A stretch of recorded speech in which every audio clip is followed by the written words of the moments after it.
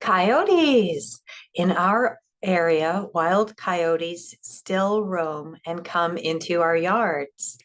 Before we got our dog, a coyote had access to the food forest.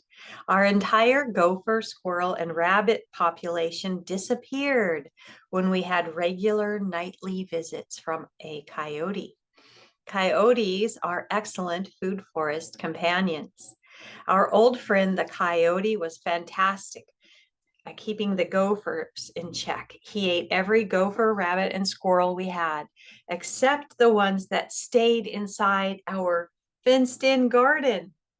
Once we realized that only the creatures in the fenced-off portion of the food forest were the thriving creatures, we figured out that it was because the coyote could not get to them through the little fence, and the fenced garden had become a safe refuge for the squirrels and rabbits.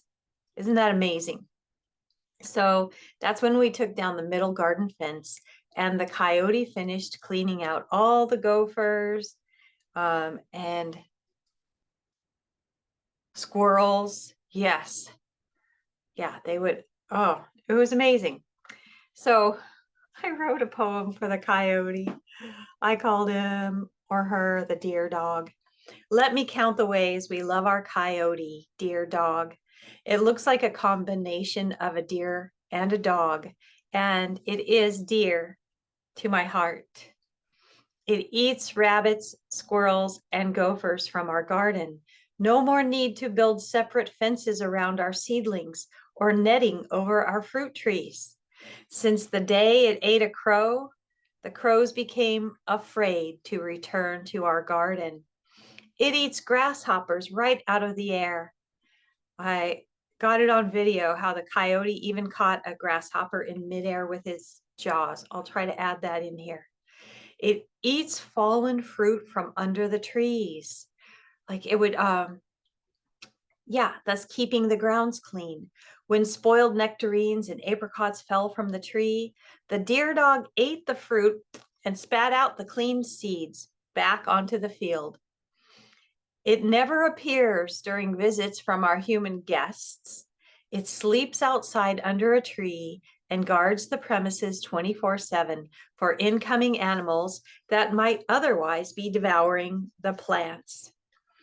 And I have a picture of deer dog resting in the sun down in the description box. And let's see what else. It requires no extra insurance from the homeowner's insurance company, no city license, no pet food, no entertainment, and no visits to the vet. It walks itself, no need to get a leash on it and take it for a walk. It even practices yoga. We've seen it doing the downward dog. It doesn't wake us up to open the door to get out of the house. Its solid waste comprises natural ingredients and feeds the garden, requiring no cleanup. It takes care of itself if we go on a vacation or a day trip.